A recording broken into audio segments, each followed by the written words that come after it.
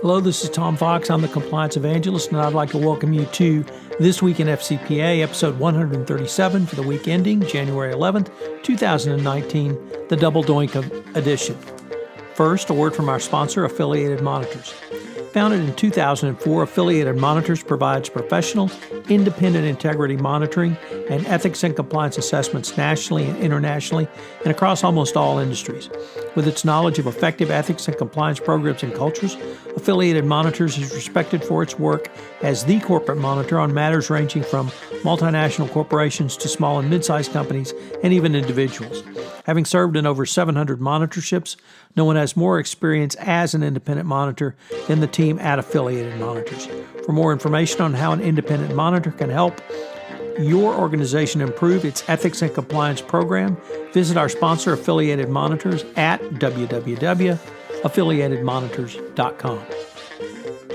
As the Houston Texans stank up their playoff game and the Chicago Bears double-doinked their way out of the playoffs, the Seattle Seahawks lost but had a great backdoor cover. And in the college ranks, Clemson absolutely destroyed the previously undefeated Crimson Tide, all while the Trump Shutdown continues into its third week. We're back with some great compliance and ethics stories, including Nissan and Carlos Ghosn, Credit Suisse and the Tuna Bond scandal, OFAC and Venezuelans, cultural assessments, effective fraud controls, NAFTA 2 and what it means for compliance, individual prosecutions in 2018 by the DOJ fraud section, the impact of the Yates memo, and a new pharma code banning all gifts. It's a great episode. I know you'll enjoy it. Jay and I had a lot of fun doing it. This is Tom Fox. I'm the Compliance Evangelist. This Week in FCPA is a part of the Compliance Podcast Network. Hello, everyone. This is Tom Fox, back for another episode of This Week in FCPA, episode 137 for the week ending January 11th, 2019, the double-doink edition. As always, I'm joined by Mr. Monitors, Jay Rosen. Jay, welcome.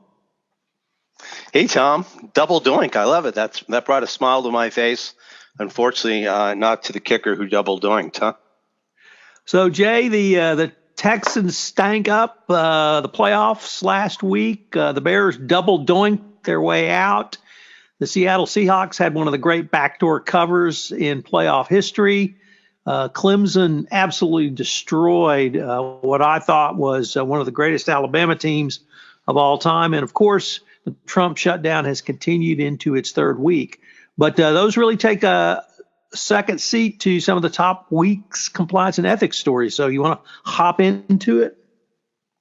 Yeah, well, why don't you tell everyone about our good friend at Nissan, Carlos Ghosn, and what not only has happened with the progress of this investigation, but some criticisms that have been levied against the Japanese form of justice. So Carlos Ghosn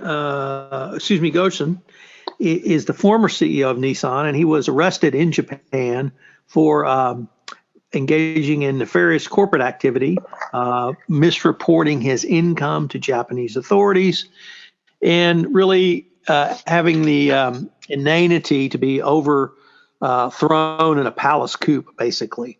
But apparently they play ball in a different way in Japan and take it up to a whole different level. They don't just throw you out, they have you arrested.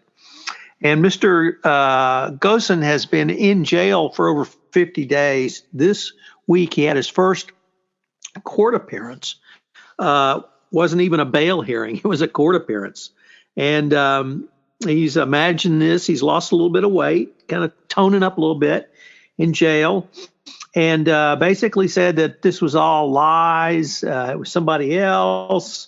And in a very surprising articulation of what will no doubt be a very rigorous defense, he claimed that the Nissan board of directors approved all of his illegal conduct and making it legal. It's sort of like when the president says, well, if I do it, it can't be illegal. It must be legal.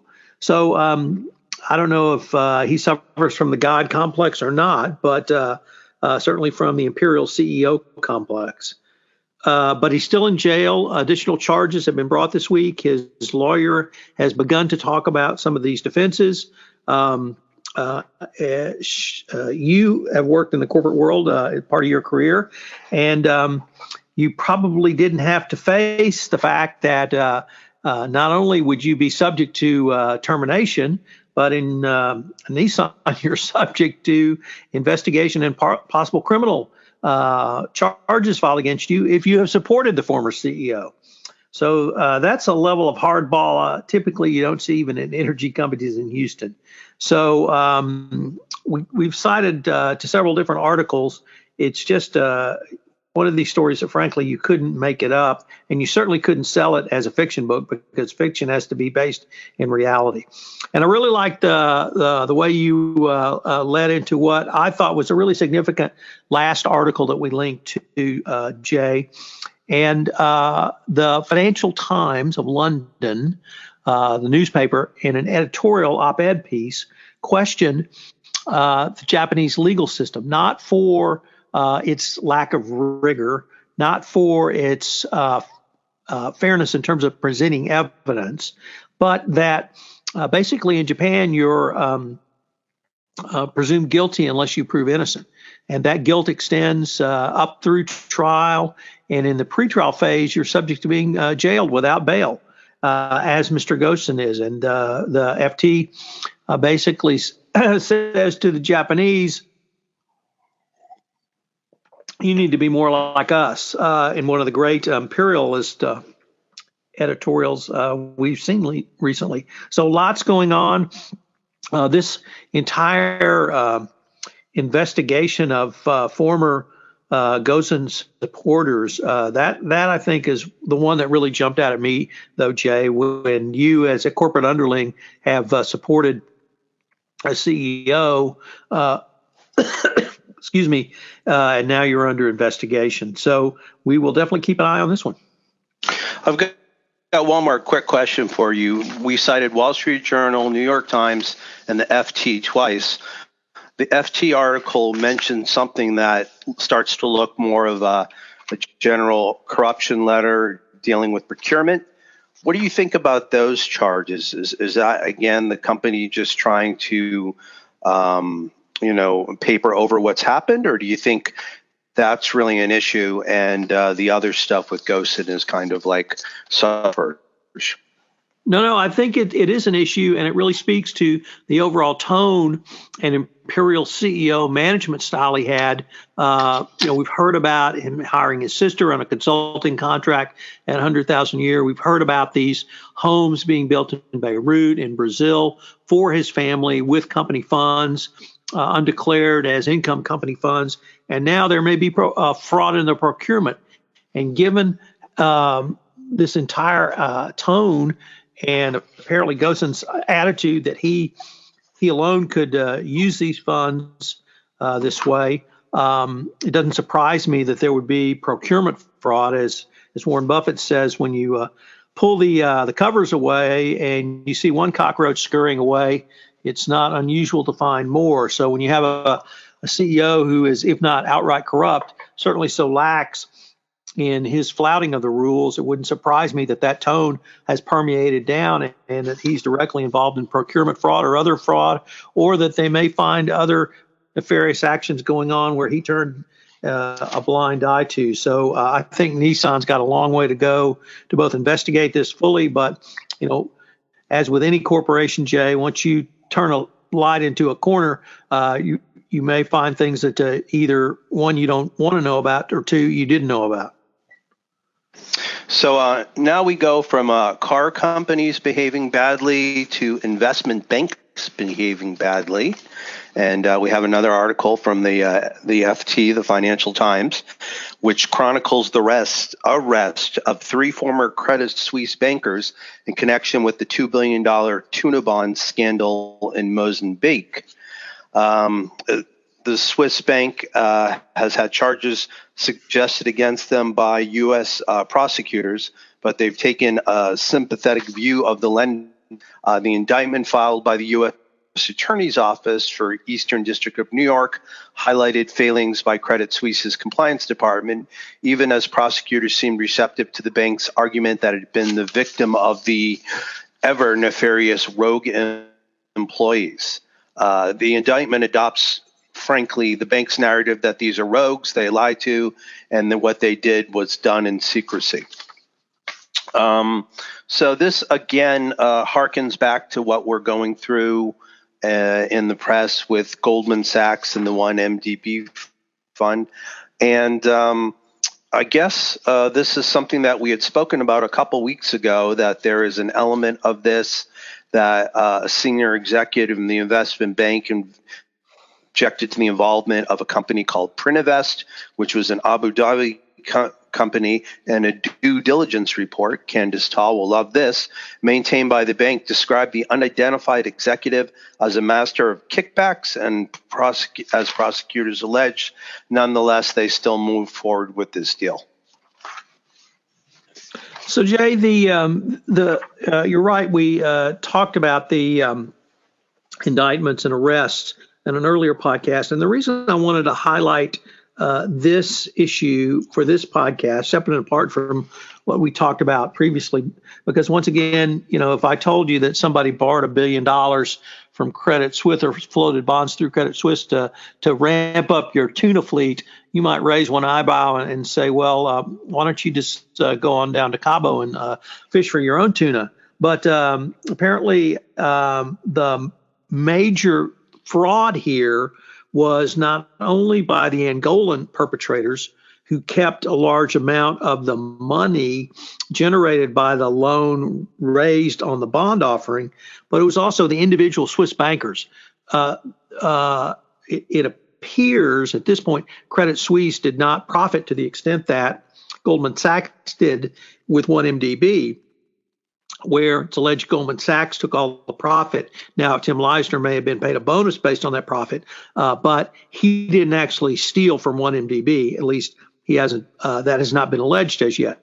Here, we have the bankers, the individual bankers who were indicted were receiving the funds that should have gone to the people, if not the fishing fleets, tuna fishing fleets of Angola. So that may have been the difference, but you're right to raise this really interesting question of why Credit Suisse was not indicted, and they may well yet be by either the current Angolan government, U.S. prosecutors, Swiss prosecutors, or others. So once again, a really interesting case, and one we're going to have to keep an eye on.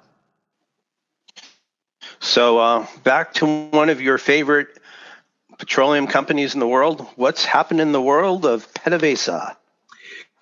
Well, this one is the continuation of the bribery scheme, and this one is a little less PDVSA focused and a little more just general Venezuelan corruption focused, because we had an announcement last year about the indictment of the media owner of Global Vision Tele, the largest media company in Venezuela, and he was laundering money through a money lending network. And the U.S. Treasury this week sanctioned that network, which allowed the money laundering.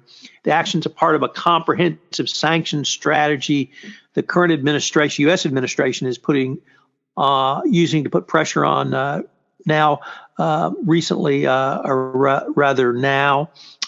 second-term President Maduro.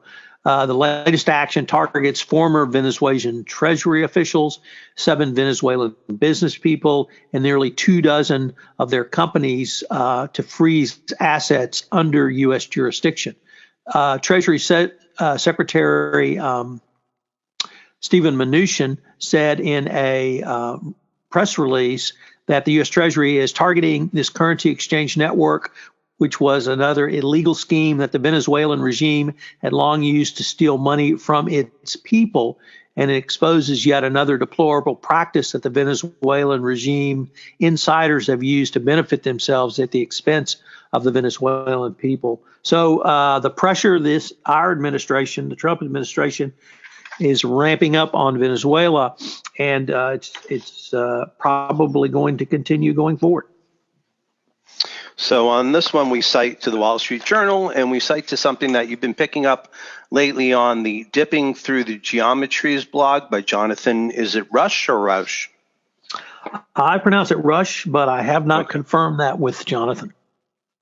So I want to share with everyone the last paragraph of his blog. More recently, the Russian government has sent 2 strategic bomber aircrafts capable of carrying nuclear weapons to Venezuela, and a show of support clearly intended to bolster the Maduro regime and infuriate the United States. So we're going to have a little Venezuelan missile crisis on top of some corruption. That could certainly make for a story in the coming weeks. Well, and who do you want to have sitting in the White House responding to such a crisis? I'll just leave that one for another day.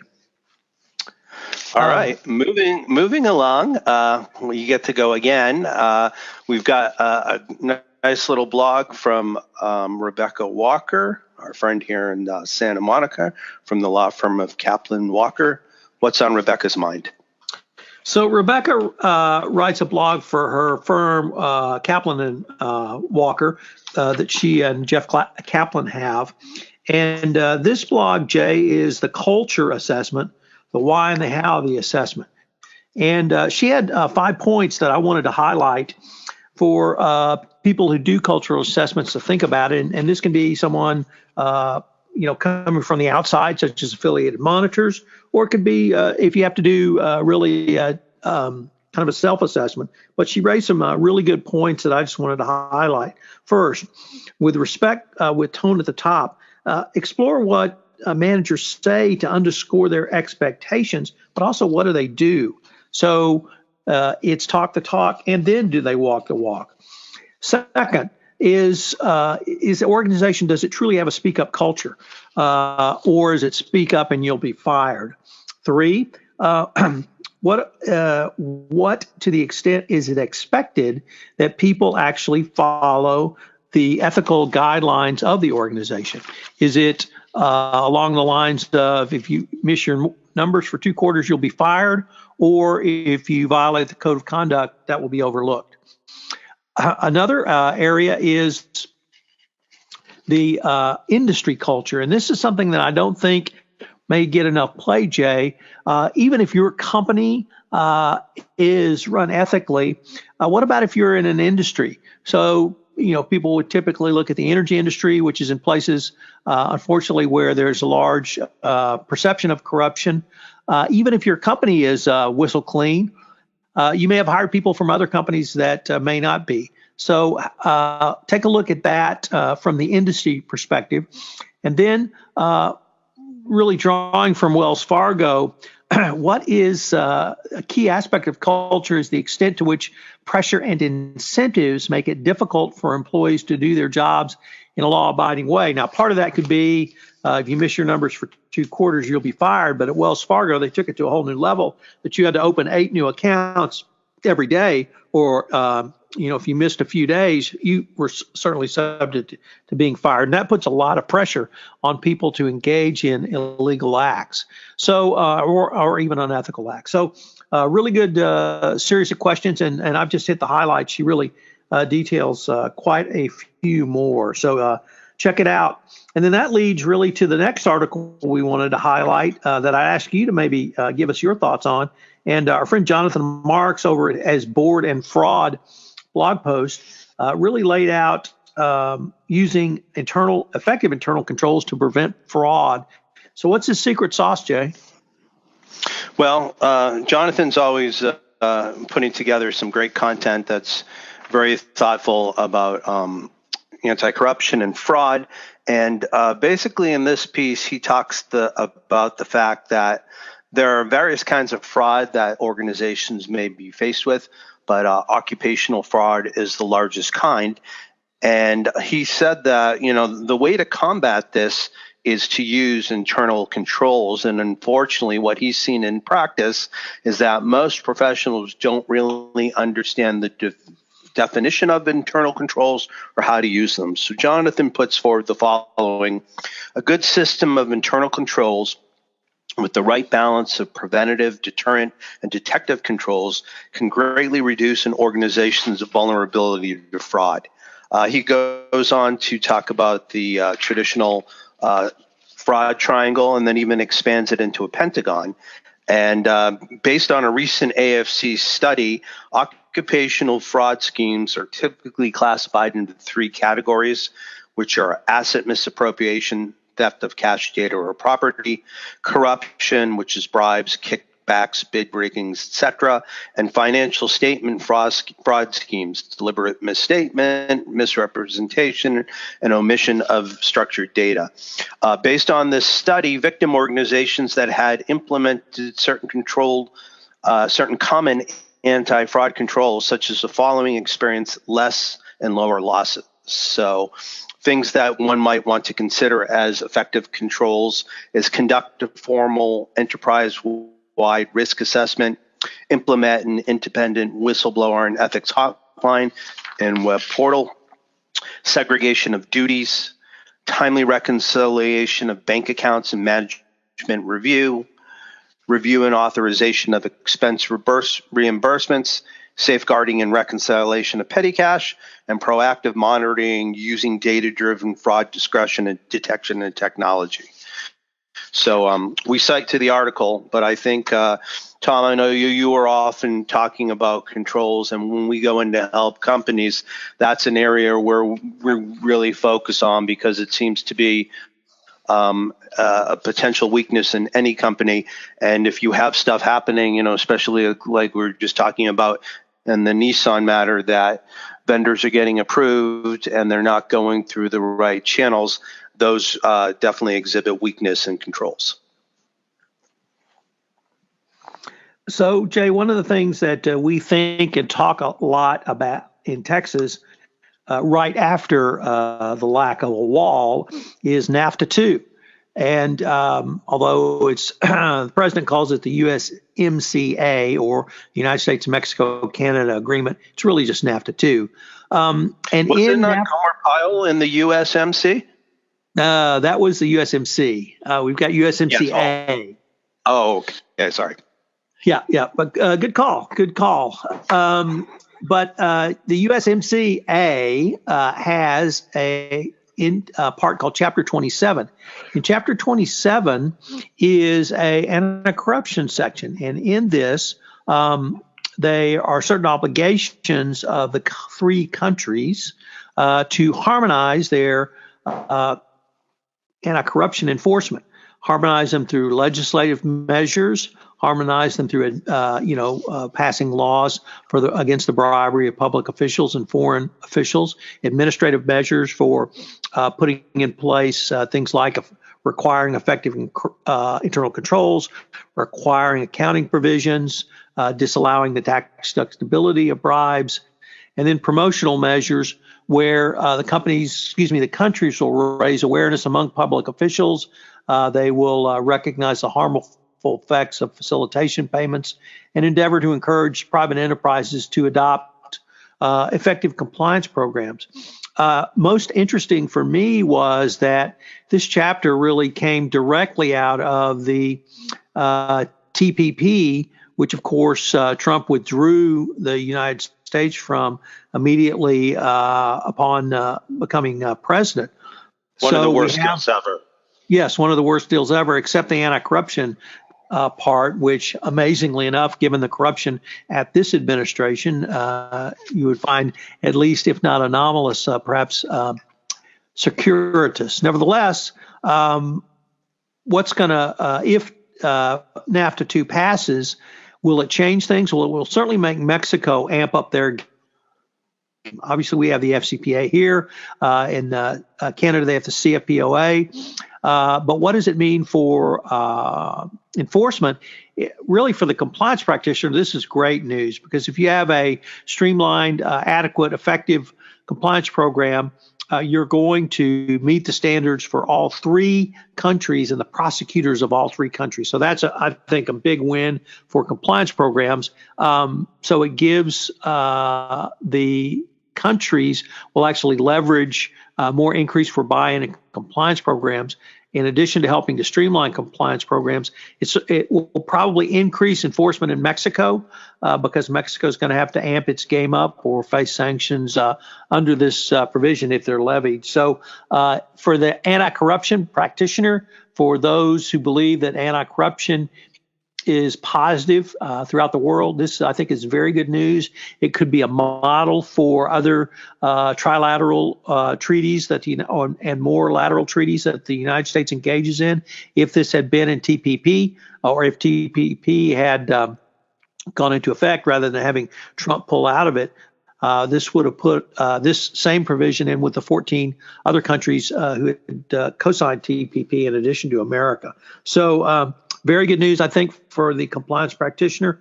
And of course, NAFTA 2 is still has not gone to vote in the Senate. And so it's going to probably depend on whether it passes. But we'll keep this one on our eyeballs. Rhetorical question. Should a Mexican company pay any disgorgement or fines? Could those monies be used to build the border wall? That would certainly be a claim that this president would make. Okay. Sorry, but somebody's got to be a smart ass here, and you're the straight man this week.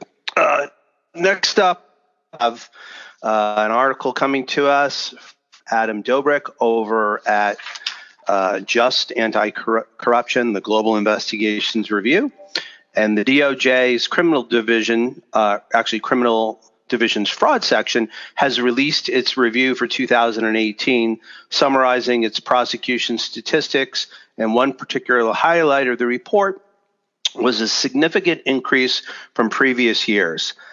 In 2018, the fraud section charged 406 individuals, up from around 300 in previous years. The number of convicted individuals also increased to 268 in 2018, up from 234 individuals in 2017. But the spike in individual cases was largely led by the healthcare fraud unit, which enjoyed particular support from the current administration. The Trump administration has made the opioid epidemic a priority, and in 2018, healthcare fraud charged over 300 individuals. Ben Singer, who was a former chief of the healthcare fraud unit, made a good point that, these cases tend to ebb and flow, and there was a significant investment in the healthcare fraud unit since 2015. All three units have added at least 10 prosecutors, and there were also expansions in Newark and Philadelphia. So while the number of DOJ criminal fraud prosecution of individuals has swelled across the U.S., there's been a steady decline in federal white-collar crime convictions since 2011. So while there's, I think there's always things to highlight, but you can't be consistent across, and it's nice to see that the focus on healthcare has paid off. And sometimes you're going to be up, and sometimes you're going to be down. Tom, we've got another article from GIR about tweaking the Yates memo. What does that one say? So Kelly Swanson over at Global Investigation Review wrote an interesting piece about what's going to be the impact of the Yates memo. And I think that obviously everyone knows now that corporations who want to receive cooperation credit will have to identify individuals who are substantially involved or were responsible for the wrongdoing. Really no question, corporations have always had to do that. It's really backed off a little bit from the interpretation of the memo that said you must investigate everyone, and this memo reflects the reality in criminal investigations. The companies really should focus their time and resources on the heart of the matter. It quoted Christopher Casey, who had served under Yates as Deputy Associate Attorney General from 2014 to 2016, who said that I believe the original intent of the Yates memo was to get away from a sliding scale of cooperation which had previously existed, where companies would provide some cooperation, some facts, but not all. The Yates memo was an attempt to get away from that, and it wasn't anticipated that the reading would be that lawyers had to interview everyone at the company. And this, I think, really reflects reality.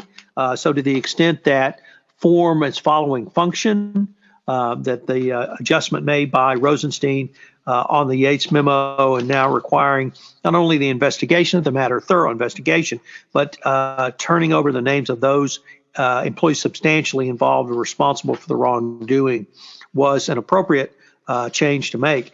Interestingly, though, Jay, Kelly focused on the civil side of things, and we typically don't look at that here because, of course, the Department of Justice has responsibility for the criminal side of the FCPA.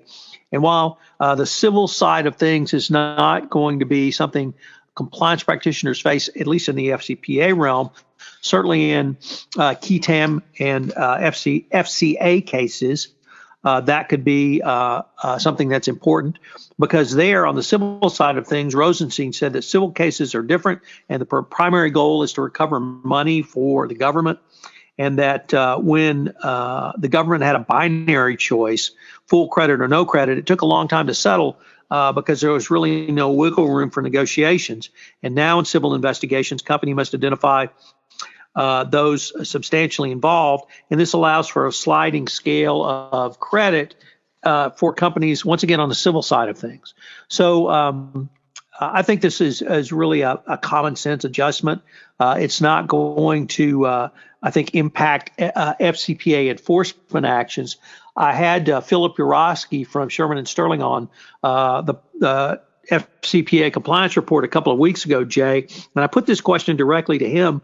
Does this change in the Yates memo impact investigations? And he said, no, it really didn't, because a company still has to go in to determine who was substantially involved and who may have been involved, but at a much lower level. You still have to have a robust internal investigation. So he didn't think it was going to impact internal investigations, meaning that companies were not going to cut back on their investigations based upon this modification.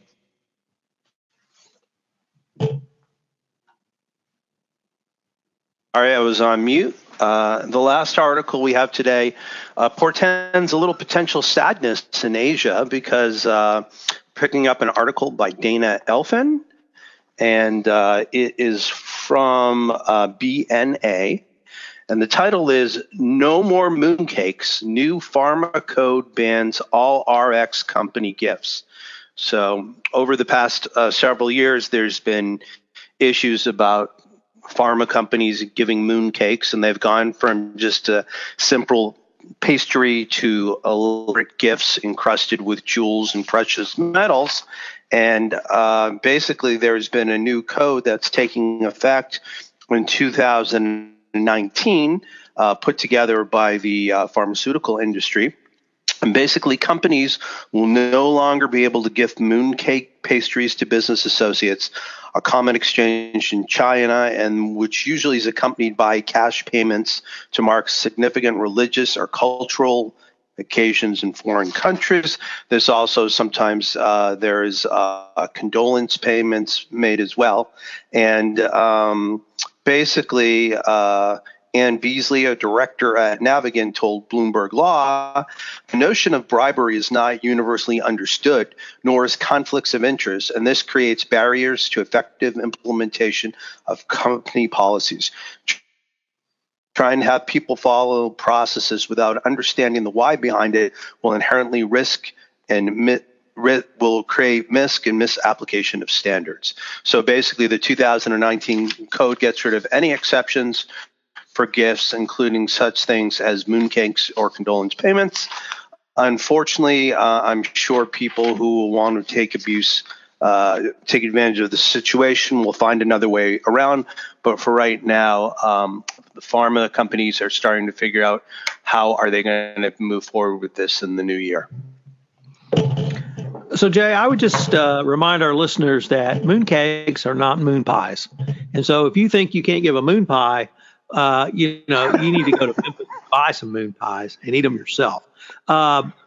mooncakes are stuffed with cash. And the name mooncakes really doesn't translate here in the U.S. to what they are, which is just that, gifts of cash. So I'm of the opinion you can still give a moon pie. I don't know if they're the price higher than the 19 cents they were that I paid when I was growing up. They may have price inflation may have taken it up a couple of dimes, but as a good Southerner, always give a moon pie. You can never lose giving a moon pie. So I wanted to highlight a great 5-part podcast series that Tom did with Amy Barnard Bond, and it was looking at some of the top corporate scandals from the last year on Tom's podcast across the board. And they look at Les Moonves and CBS, Goldman Sachs and 1MDB, Facebook, Tesla and Elon at 420, and the aforementioned Carlos Ghosn and Nissan. So it's a great podcast. Tom, is there a new platform that you ended up debuting on this week? So I'm on Panoply, but I actually went to on Spotify. That's unfortunately, my daughter's no longer a teenager, but now her dad's on Spotify, so she thinks that's extraordinarily cool. So I listen to Spotify, so I think you're totally cool. Not as cool as Matt Kelly, but I think you're cool. Well, that's true. But actually, there's one thing I wanted to ask you to tell our listeners, Jay. You had a pretty big announcement from about somebody at Affiliated Monitors receiving a pretty big honor this week. You want to tell us about that? Yeah, we're very excited to congratulate our colleague Eric Feldman, who was elected to be part of the ACFE, the Association of Certified Fraud Examiners Board of Regents, and he will be serving for the term of 2019 to 2020.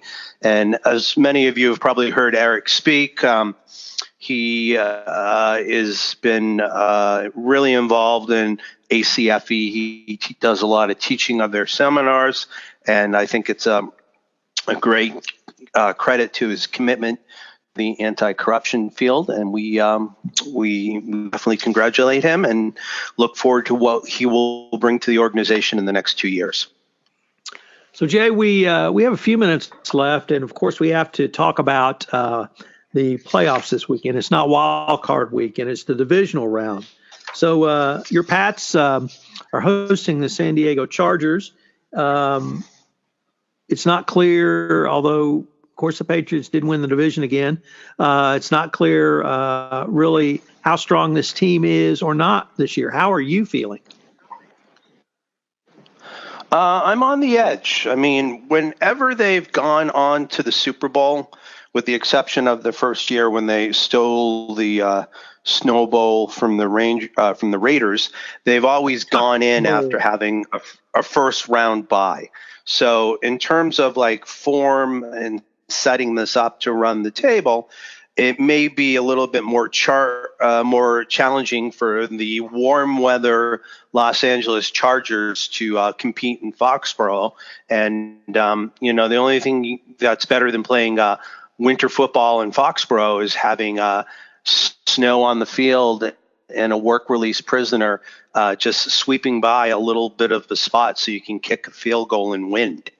That parable aside, I think it could go two ways. I think Patriots have been running the ball really good and can use the run to set up pass plays for Brady. I think they'll be good. The Chargers have a really intense defense with Joey Bosa.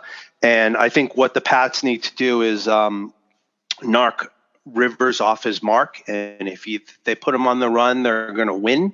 They're going to win big. If not, I think it's going to be a close game going into the fourth quarter.